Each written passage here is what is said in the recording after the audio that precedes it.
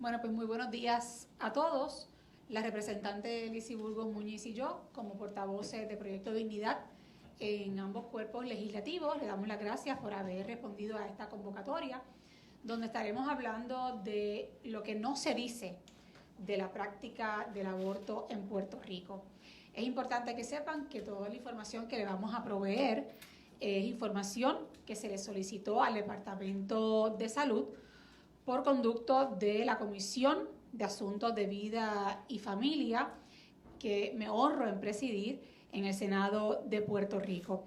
Esta información se solicitó al Departamento de Salud el 2 de julio de este año, 2021. El 17 de septiembre de 2021, el Departamento de Salud contestó nuestra solicitud de información. Y quiero que sepan que todos los datos que le vamos a estar compartiendo son datos oficiales del gobierno de Puerto Rico hasta el 2 de julio de 2021. Vamos entonces ahora a proceder con la información de los datos correspondientes y queremos comenzar dejándoles saber que según el Departamento de Salud en Puerto Rico hay 5 clínicas de abortos, clínicas donde se realizan abortos, y además, como pueden ver también en la tabla, hay 65 hospitales. ¿Por qué estamos destacando este número de los hospitales? Pues por lo siguiente. En la próxima laminilla ustedes podrán observar que el Departamento de Salud reconoce que los abortos en Puerto Rico no solamente se llevan a cabo en clínicas abortivas, sino que además también se pueden realizar en hospitales donde se brinden servicios de alumbramiento. Sin embargo, el propio departamento confirma que no tiene información alguna sobre los abortos que se llevan a cabo en los hospitales de Puerto Rico. Estamos hablando que hay 65 hospitales y hay 5 clínicas. No tenemos información, es decir, el país no tiene información oficial del gobierno de Puerto Rico respecto a cuántos abortos se realizan en los hospitales, cuáles son los métodos que se utilizan, las edades de las mujeres que buscan realizarse un aborto en los hospitales. Es decir, sencillamente la información que tenemos sobre el panorama real del aborto en Puerto Rico es un panorama incompleto. Y es incompleto porque la información es incompleta. Solamente al día de hoy nosotros estamos en posición de ofrecerles la información de lo que ocurre en apenas las 5 clínicas, porque el gobierno de Puerto Rico, a través del Departamento de Salud, no tiene más ninguna otra información. ¿Ok? Así que, dicho eso, vamos entonces ahora a darle los detalles de lo que ocurre en las 5 clínicas que fueron sobre las que el Departamento de Salud nos brinda la información.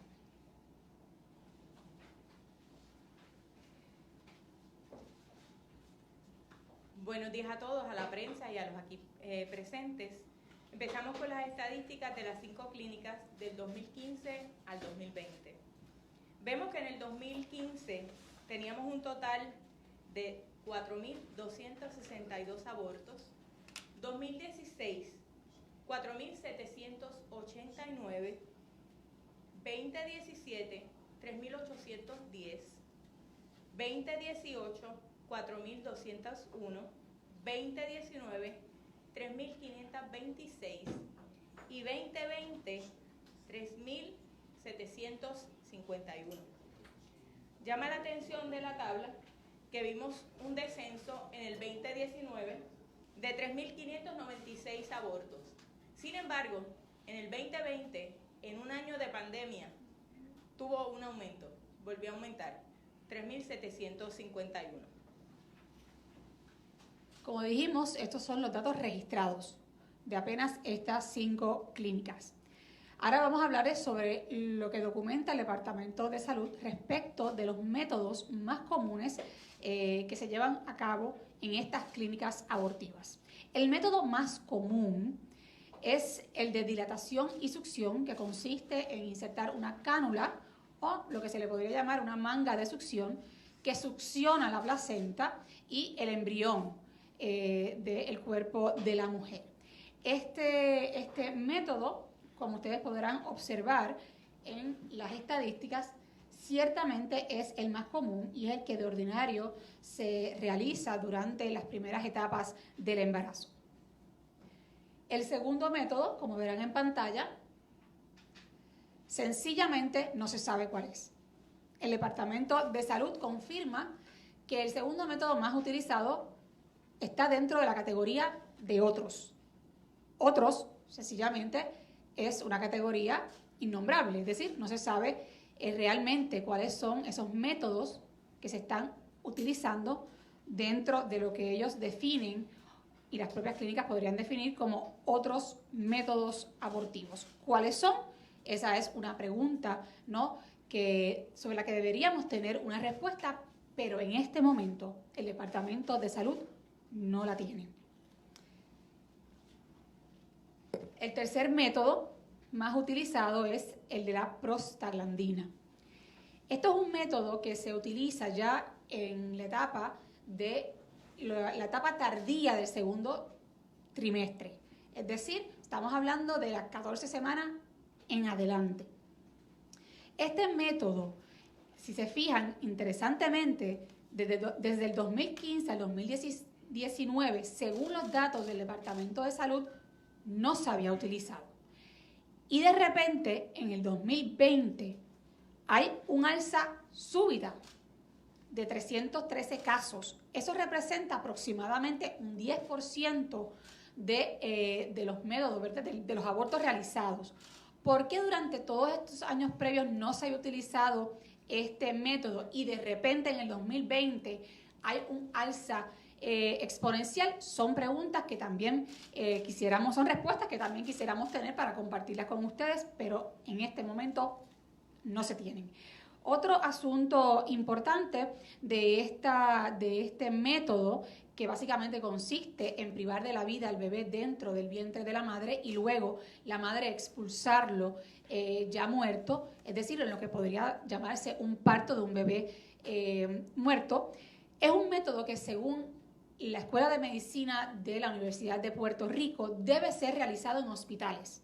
La pregunta que entonces debemos hacernos y que presumo que a los periodistas debe interesarles es ¿por qué un método que debe realizarse en los hospitales se está realizando en clínicas abortivas?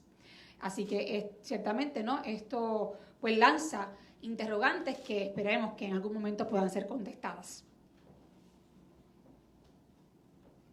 El otro método que también ellos expresan en las contestaciones es el de dilatación y expulsión. Este procedimiento se usa mayormente, como bien dijo la senadora Joan Rodríguez Bebe, luego de las 12 semanas, o sea, en el segundo trimestre en adelante. También debe ser realizado por lo fuerte que es en hospitales.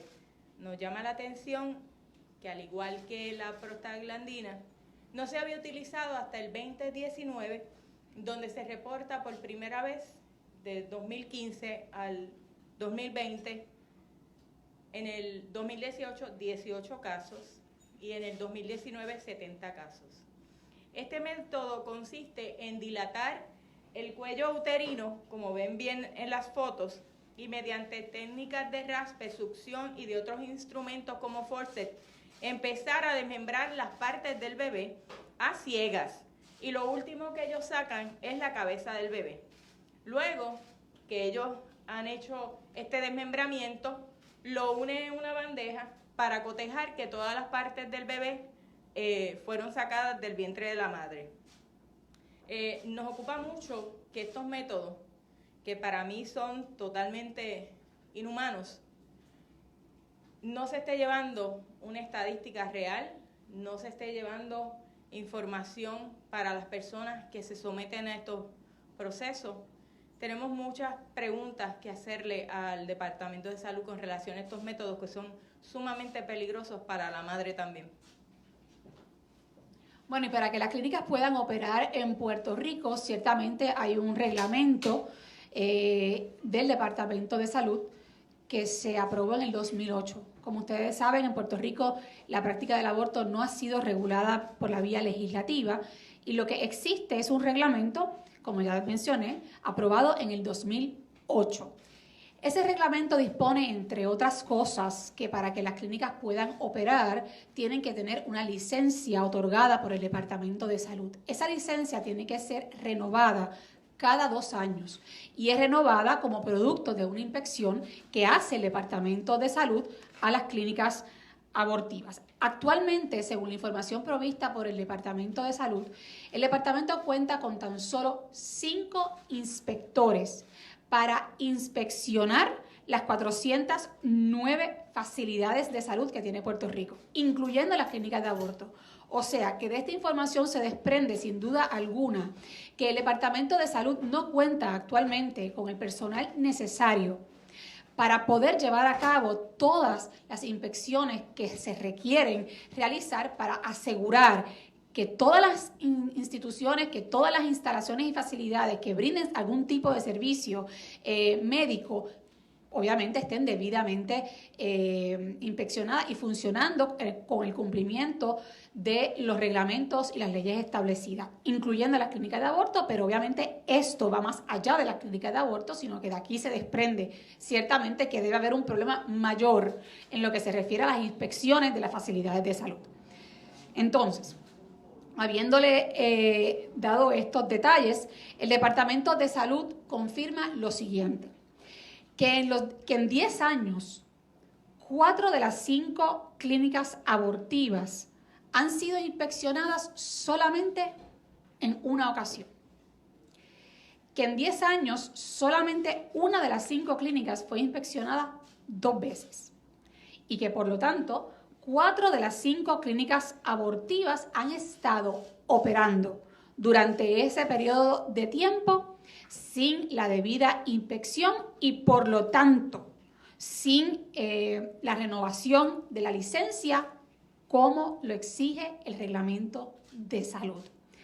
Para ir un poco en más detalle, una de las clínicas estuvo operando 10 años sin ser inspeccionada. Recuerden que comenté que las inspecciones según el reglamento tienen que ser cada 2 años como condición para la renovación de la licencia. Otra de las clínicas estuvo operando 11 años sin ser inspeccionada. Otra de las clínicas, 8 años sin ser inspeccionada. Y la otra clínica estuvo primero 3 años operando sin ser inspeccionada, tuvo una inspección y luego estuvo 5 años adicionales operando sin ser inspeccionada.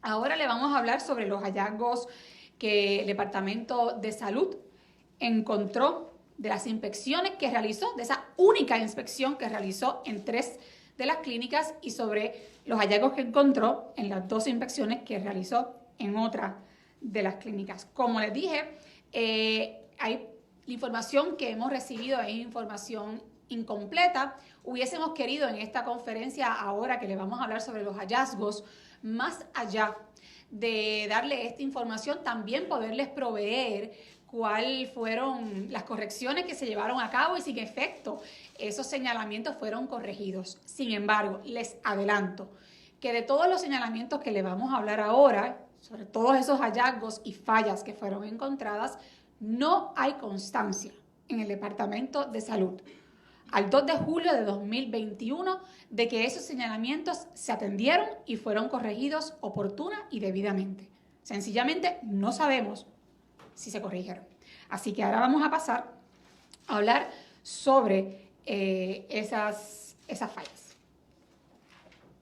Sí. Antes de continuar con las fallas, no quiero dejar pasar por alto que otro de los métodos que se utiliza es la solución salina. Este método se utiliza después de las 16 semanas de embarazo, se extrae el líquido amniótico de la madre y se le inyecta una solución salina para que luego de 12 horas en adelante el bebé obviamente muera y se induce a la madre al parto para que dé a luz, pues obviamente un bebé muerto. Este método se utilizó, según las estadísticas, 2015 no se utilizó, 2016, 2017, 18, 19 y se utilizó precisamente el 2020, el año de la pandemia. Me alarma que esta estadística, porque como dije antes, Esto es un método cruel, inhumano e indigno, y sobre todo pone en peligro no tan solo, obviamente, al bebé que muere, sino a la madre. Pasamos a las fallas más comunes que encontramos en el cuarto de cirugía. Riesgo de contaminación cruzada por deficiencias en limpieza y desperdicios de material bioquímico. Falla encontrada en 4 de las 5 clínicas. Esto no lo dice la senadora, esto no lo digo yo, esto lo dice el inspector que estuvo en la clínica. La facilidad no posee agua caliente. Falla encontrada en 4 de las 5 clínicas. Máquina de succión con las que se llevan a cabo estos procedimientos, sucias y oxidadas.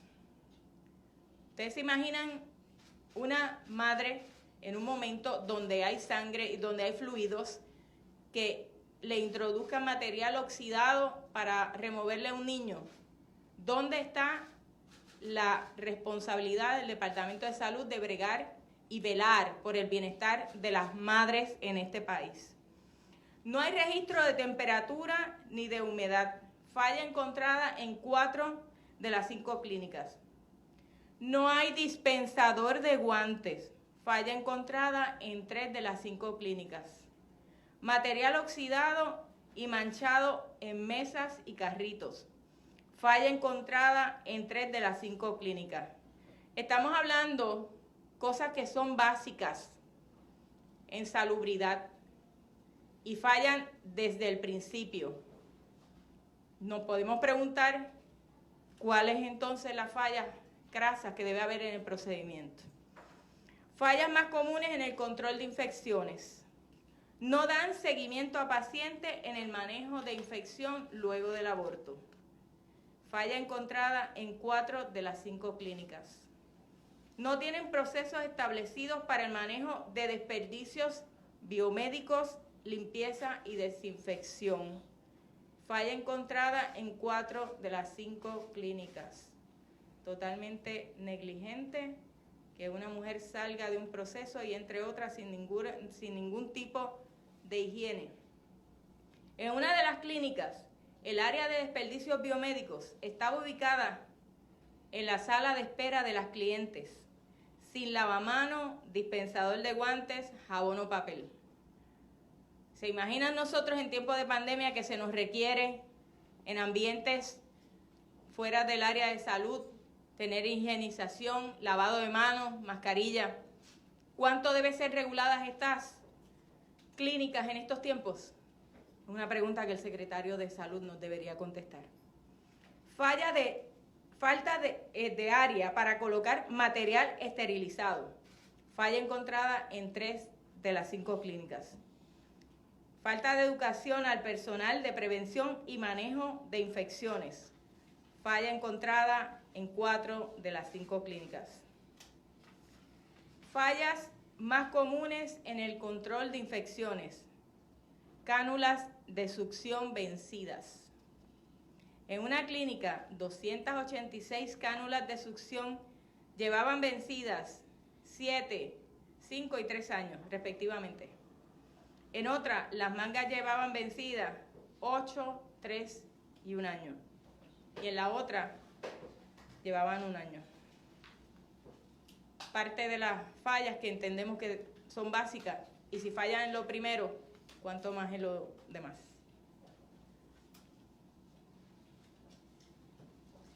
Sí, ahora le vamos a hablar un poco de las fallas encontradas en los expedientes médicos, que también es otro componente indispensable, ¿no?, del deber de los profesionales de la salud.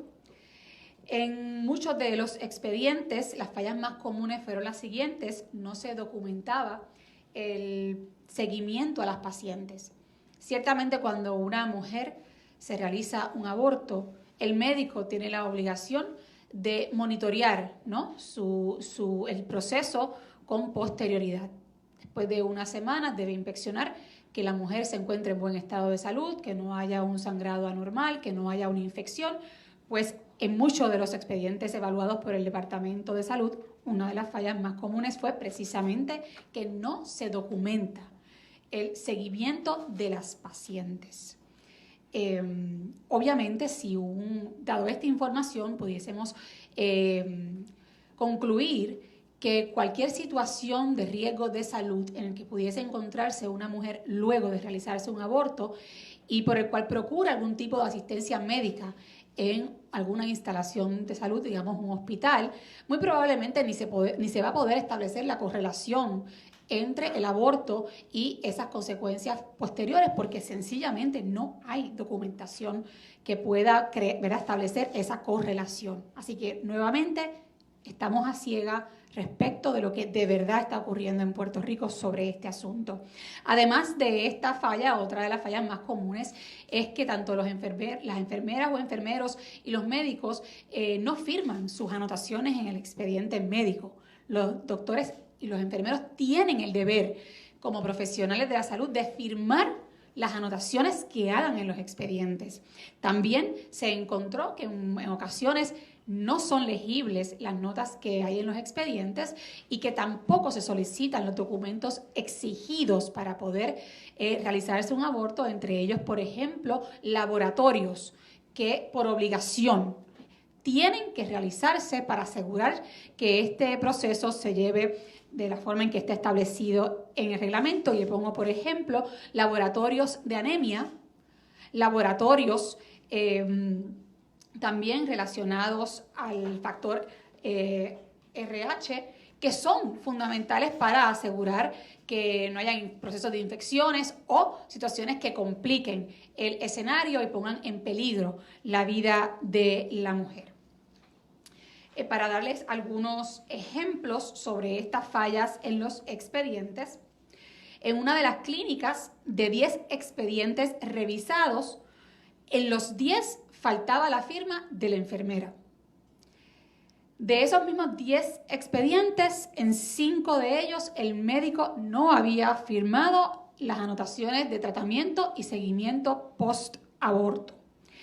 En otra de las clínicas, de tan solo 107 expedientes revisados, estamos hablando que presumimos que faltaron muchos expedientes por revisar, pero apenas de esa muestra de 7 expedientes, 4 expedientes reflejan que fueron abortos que se realizaron menores de 17 años. Estamos hablando del más del 50% de los expedientes revisados.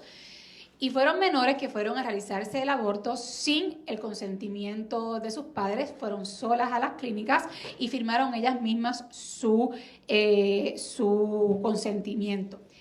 Y digo esto con cierto énfasis porque es el propio Departamento de Salud, es decir, no es la representante Burgos, no soy yo, Joan Rodríguez Bebe, la que está diciendo esto, sino que el propio Departamento de Salud, en el informe que nos presentó sobre estas inspecciones, concluyó que esos procedimientos a esas menores de edad fueron realizados en violación al artículo 41 de la Ley de Menores, que exige la intervención de un padre en un proceso quirúrgico.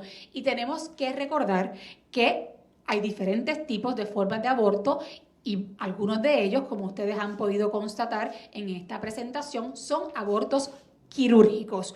Por lo tanto, esa es la conclusión del Departamento de Salud, de que se violó esa disposición de la Ley de Menores. En esa misma clínica de la que estoy hablando, 5 de los 7 expedientes no tenían los laboratorios requeridos. Estamos hablando de laboratorios de condiciones como la anemia, el factor RH, que son sencillamente pasos inescapables para llevar, ¿verdad?, a cabo esta práctica. Otro de los ejemplos en las fallas de los expedientes. En otras 2 clínicas, en ninguno de los 6 expedientes revisados se documenta con quién viene acompañada la mujer al proceso ni con quién se va. Indispensable cuando uno va a realizarse cualquier procedimiento, siempre requieren la presencia de algún familiar, aquí no hay. En 2 clínicas, las notas del médico y de la enfermera no eran legibles en ninguno de los expedientes solicitados. Verdaderamente, en las 2 clínicas, no tenían acuerdos de servicios de ambulancia certificado y capacitado para el manejo de emergencia durante el transporte a un hospital como requiere el reglamento. En una de las clínicas, el tanque de oxígeno tenía 4 años de vencido. Diariamente hay mujeres, jóvenes y hasta niñas, adolescentes, que salen a practicarse un aborto pensando que es seguro, que es legal, nada más lejos de la verdad. Verdaderamente, si decimos que protegemos a las mujeres, tenemos que empezar a protegerlas en todo tiempo, en todo momento y en las cosas que son importantes. Con toda esta data, cualquier persona prudente y razonable debe preguntarse cuántas mujeres habrán muerto en los centros tan insalubres y en crasa violación al propio reglamento 7654 que regula los centros de aborto. No hay estadísticas tampoco de eso. Como seguimiento a este primer requerimiento de investigación, vamos a exigirle al Departamento de Salud que ejerza su función fiscalizadora sobre estas clínicas, que cumpla con su deber ministerial de velar por la salud y la seguridad de nuestras jóvenes, nuestras mujeres, que asigne los inspectores que sean necesarios para que de manera inmediata se cumpla con la inspección que requiere el reglamento, que establece que es cada 2 años para renovar la licencia, que cumplan con su propio reglamento, que les requieran a estas clínicas hacer las acciones correctivas o que se proceda inmediatamente con el cierre de estas.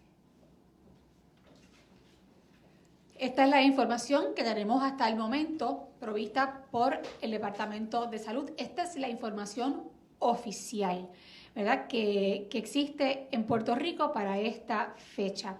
Como les comenté, la información ciertamente es información incompleta porque el propio departamento no tiene todos los datos que debería tener para realmente conocer cuál es el panorama real de la práctica del aborto en Puerto Rico. El Departamento de Salud, que se comprometió con la Comisión de Asuntos de Vida y Familia en proveer información adicional que a esta fecha no tenemos, como por ejemplo las edades de las mujeres que se han realizado estos abortos y no solamente las edades, sino además también esta información por clínica. No, ¿verdad?, no solamente englobado, sino además por clínica. Queremos también conocer esa información. También queremos, ¿verdad?, dejarles saber que en el día de hoy, aunque nosotros en el informe tenemos detallados cuáles son las clínicas con nombre y apellido, no le hemos provisto esta información y quiero que el licenciado Juan Manuel Frontera Suau, mi asesor legal, le explique por qué, pero estamos en espera, y así quiero que la prensa sepa, de poderles proveer esa información de manera puntual para que el país y sobre todo las mujeres conozcan cuáles son esas clínicas donde se han encontrado estas fallas, porque yo creo que toda mujer debe conocer a dónde va a buscar cualquier tipo de servicio. Le voy a pedir al licenciado que les explique en detalle. Sí, esta producción que se hizo por parte del Departamento de Salud, buenos días, perdón. Mi nombre es Juan Manuel Frontera Suau, yo soy asesor legal y legislativo de la senadora Joan Rodríguez Bebe.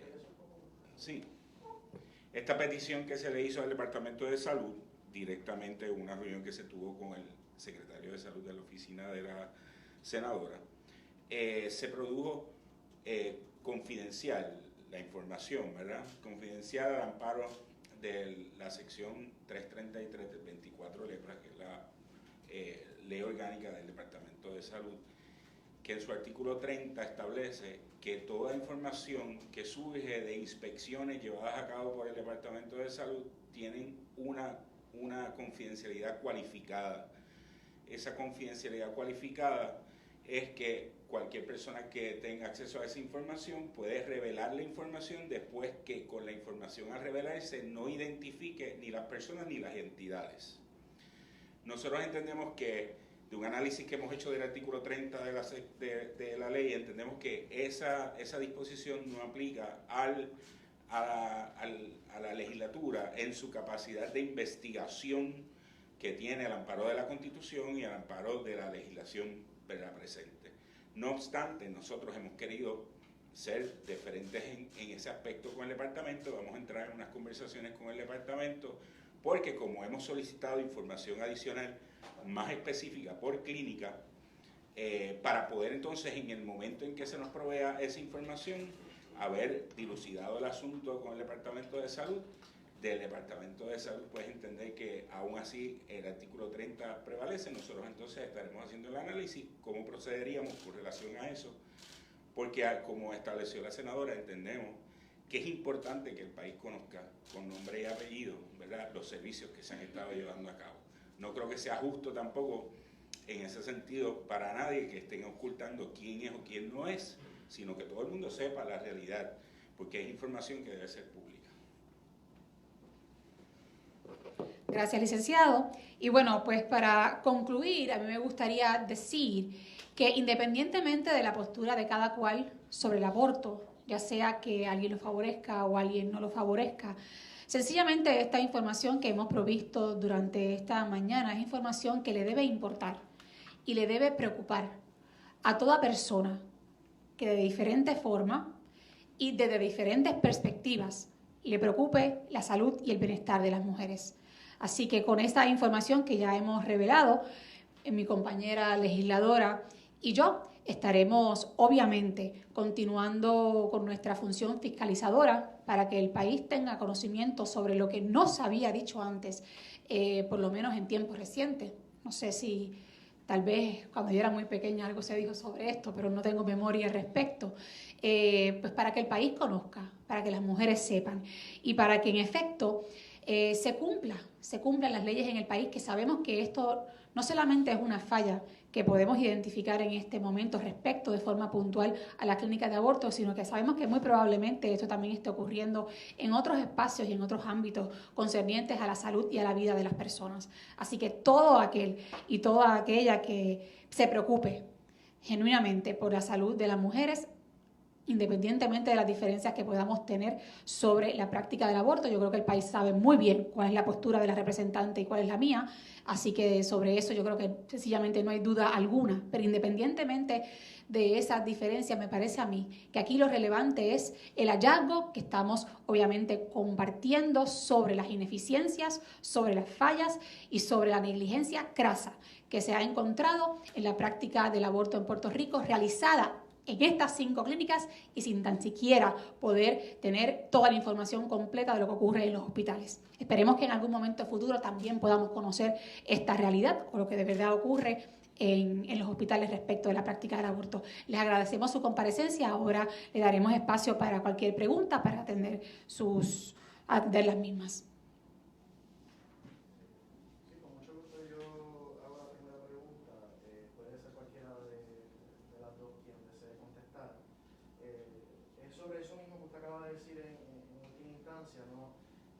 Ustedes están claras en cuanto a su posición y vamos a ser claros, la posición es que debería prohibirse el aborto o hasta qué punto ustedes permitirían el aborto. Me gustaría que por favor elaboraran sobre cuál es la posición específica en cuanto al aborto del proyecto Dignidad, considerando, y hago hincapié a las palabras de la representante, veo aquí un problema de acceso y de información y de fiscalización sobre las clínicas de aborto, pero en última instancia entonces ¿de qué estamos hablando? De darle más recursos y darle más fondos, darle más regulación, darle más fiscalización a estas clínicas para que el aborto sea un procedimiento accesible, seguro y abierto para cualquier mujer que lo desee, o es que simplemente estamos presentando unos hallazgos para en última instancia utilizarlos como justificación para decir que el aborto en Puerto Rico debe ser prohibido. Bueno, primero que todo, me parece a mí que entrar en esa conversación, ¿no?, respecto a cuál es la finalidad última, no es el centro, ¿verdad?, el eje central de esta conferencia de prensa. De hecho, y yo con mucho gusto voy a contestar todas sus preguntas, pero me parece a mí que lo responsable ahora mismo no es entrar en un debate respecto a quién favorece o quién no favorece o cuál es nuestra postura particular sobre la práctica del aborto, la cual le voy a contestar porque no tengo ningún inconveniente en decirlo. Sí, yo entendí. Si me permite. Sí, si me permite. Sí, no, si me permite. Si me permite, yo entendí su pregunta. Lo que quiero decir es que el punto central de esta conferencia de prensa no es entrar en esas consideraciones, podemos con mucho gusto contestarle sus preguntas, sino que el país conozca y que la prensa conozca de la negligencia tanto de las clínicas como del Departamento de Salud. Desviar la atención de lo que está ocurriendo respecto de las fallas en las clínicas sería entrar en otras consideraciones. Ahora bien, dicho eso, la postura de Proyecto Dignidad y de nosotras dos como legisladoras es clarísima. Nosotras creemos en defender la vida humana en todo momento y circunstancia, desde la concepción hasta la muerte natural. Ahora bien, nosotras también estamos muy claras de que en Puerto Rico hay un marco regulatorio. Nosotras somos personas de ley y orden. Sabemos que aunque a nosotras, en nuestro carácter personal, nos gustaría que nadie considerara la posibilidad de terminar la vida de un ser humano en el vientre materno, aunque ese sería nuestro deseo, reconocemos que hay unas limitaciones jurídicas en Puerto Rico por disposición del Tribunal Federal de Estados Unidos. Lo que quiere decir que independientemente de lo que nosotros quisiéramos, sabemos que tenemos que actuar dentro de unos parámetros constitucionales. Dentro de esos parámetros constitucionales está nuestra responsabilidad de velar de que lo que se está haciendo, aunque a nosotras no nos parezca correcto, aunque nosotras no lo favorezcamos, se haga de manera adecuada, se cumplan con la ley. Nadie puede estar eximido del cumplimiento de la ley, máxime cuando se pone en riesgo la vida y la salud, no solamente de los niños que están por nacer, sino además de las mujeres. Y desde ese punto de vista, desde nuestra función fiscalizadora, tenemos que velar y tenemos que garantizar que se cumpla con lo que está establecido en el reglamento de salud, indistintamente de cuáles pueden ser nuestras posturas. Por eso es que al concluir le comenté que independientemente de que alguien pueda estar a favor o en contra del aborto, en este momento podemos encontrar un punto común, es decir, hay un punto de encuentro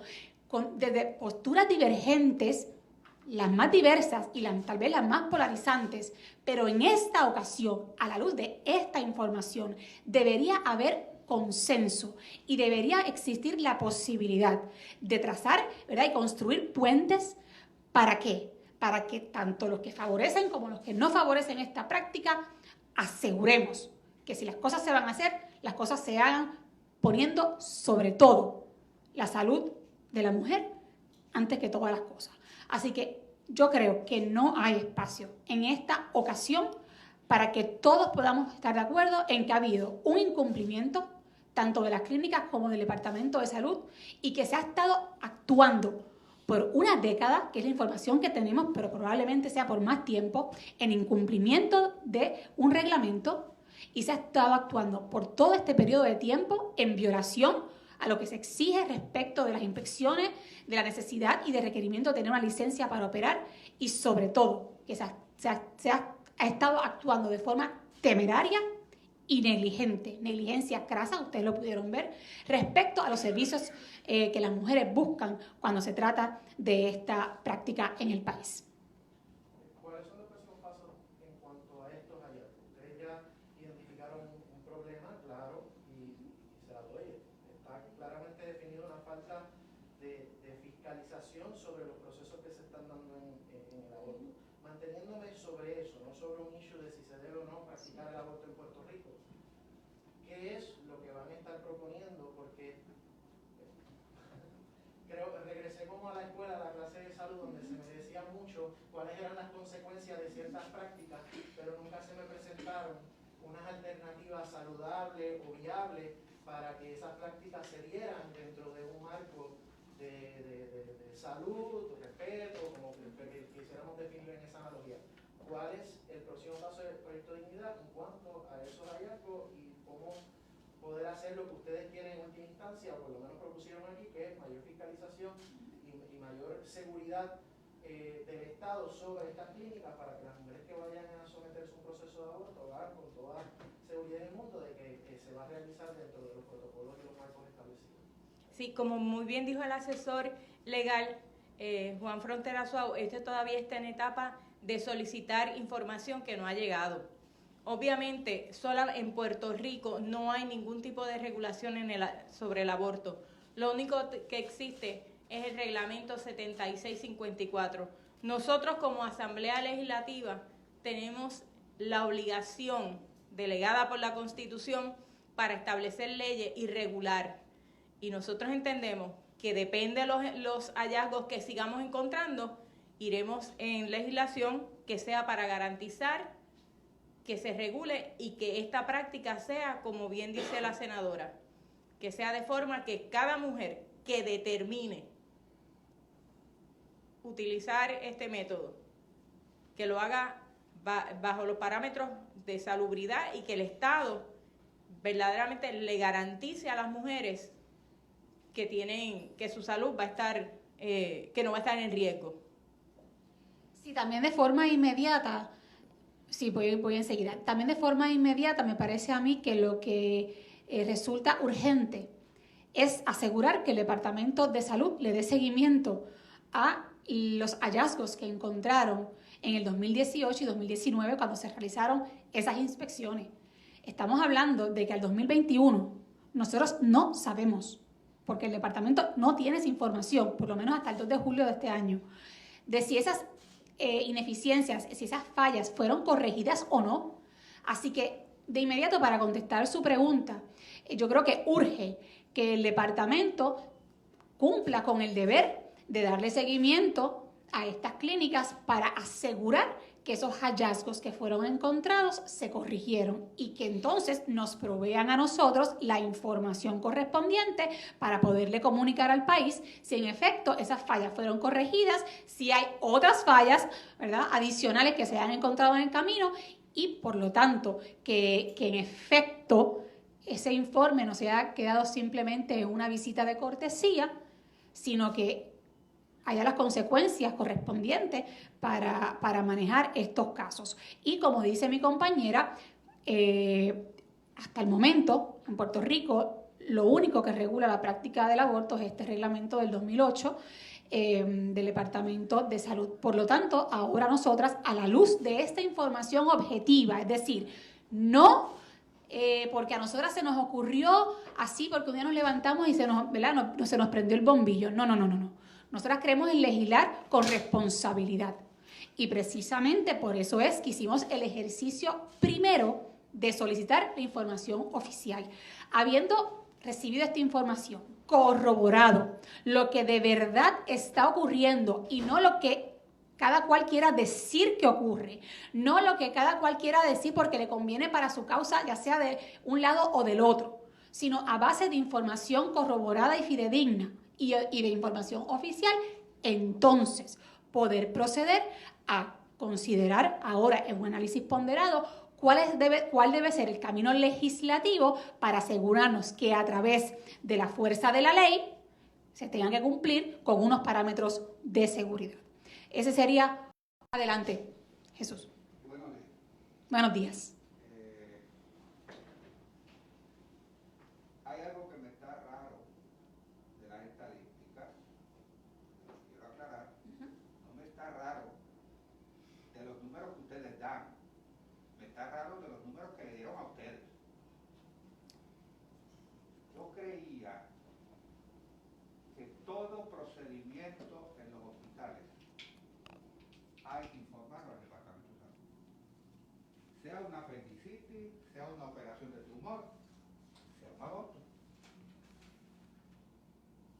Entonces, ¿cómo es que a ustedes no les pueden dar un número, aunque sea global? Se practicaron tantos abortos en los hospitales de Puerto Rico. Sí, por favor. El reglamento que se aprobó en el 2008, que regula la práctica en las clínicas de aborto, establece unos requerimientos específicos para para las clínicas de anualmente someter sus estadísticas, ¿verdad? De conformidad con el reglamento. ¿Okay? Este reglamento no aplica a los hospitales. Por consiguiente, no tiene que cumplir con esas estadísticas específicas de los abortos, de la manera en que el reglamento se lo exige a las clínicas. Uno de los cuestionamientos que yo le hice específicamente al Departamento de Salud fue: esta información que nos están brindando, brindan la información de los abortos en los hospitales, y como usted vio la contestación, la tienen en sus materiales. El Departamento de Salud nos especificó que no tenían manera de establecer el número de abortos que se llevan a cabo en los hospitales porque no se recopila esa información de esa manera específica. Yo no sé si ellos reciben una información global de todas las prácticas, cómo la reciben, si es que no pueden hacer un detalle.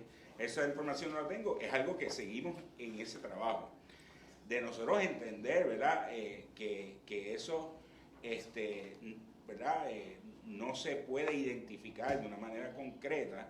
Una de las áreas de aumentar es legislación para que los hospitales tengan que, de la misma manera que las clínicas de aborto, rendir unos informes anuales con unas estadísticas específicas, así también los hospitales tengan que hacerlo. Eso es un análisis que se hará desde la perspectiva legislativa, que yo creo que sería en beneficio también de este sentido. Nosotros sabemos qué está pasando. Entonces eso me lleva a una segunda cosa,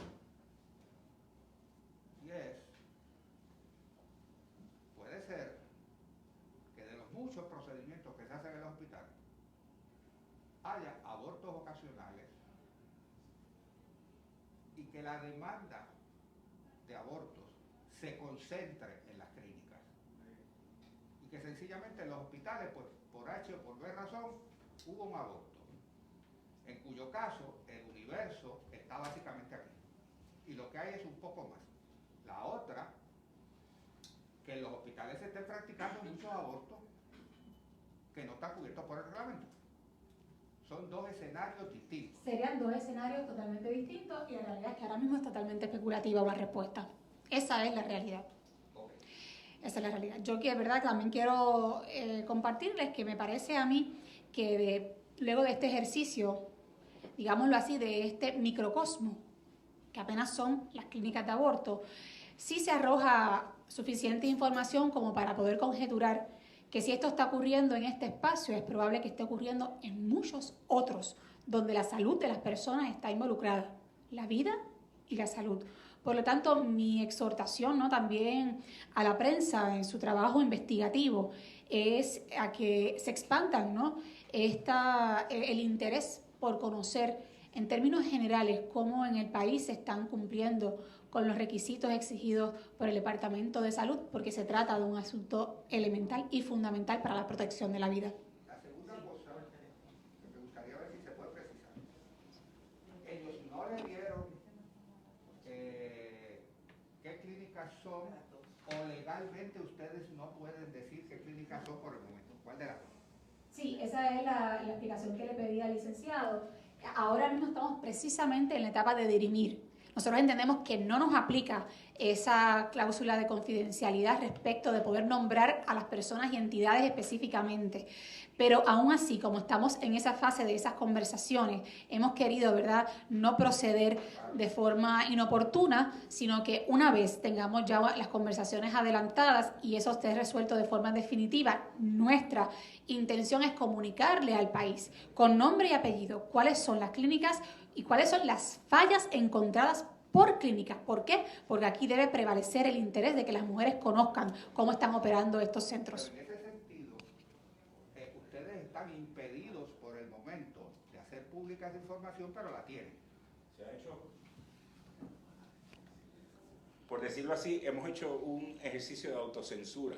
¿Entiendes? Pues entonces, déjenme hacerle la pregunta. Pero nosotros tenemos la información.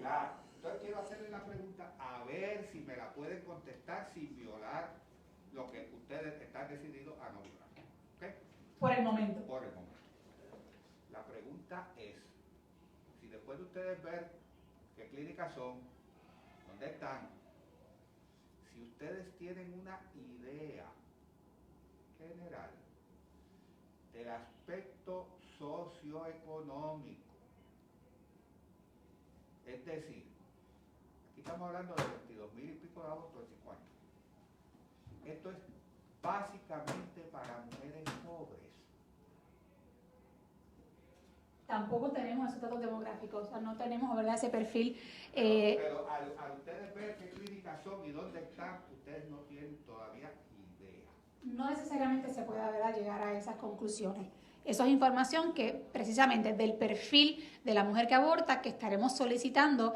Por ejemplo, dentro de esos perfiles está el tema de la edad, que también quisiéramos conocer, y otros como el que usted acaba de, ¿verdad?, de preguntar, que tienen... Lo que pasa es que Sí. un hospital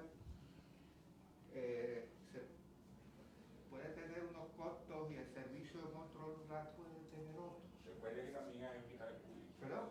Hay hospitales públicos. En esos 65 hospitales hay hospitales públicos.